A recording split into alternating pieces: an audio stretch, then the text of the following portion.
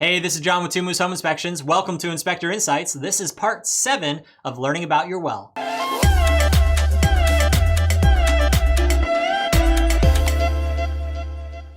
Where we last left off, we had just learned about this pressure tank right here and how that prevents the well from short cycling and making sure that things are good and safe and wonderful. So the next thing we need to know is what happens to our water after this point. Well, the water then comes over, and what it should do is go into a filter. Now, the primary purpose of this filter is to filter out any sediment, any kind of particulate inside the water. It's not necessarily, this filter right here that's pictured, is not necessarily used to make your water safe to drink. It is used to make sure we don't have any sediment. Because whenever we have two gaskets of a valve closing together, if there is sediment, then that can damage those O-rings, and then we have to replace some of our plumbing fixtures prematurely. So this is going to be something that needs to be replaced by the homeowner on a regular basis, maybe every 6 months, maybe every 2 months. It depends on your well.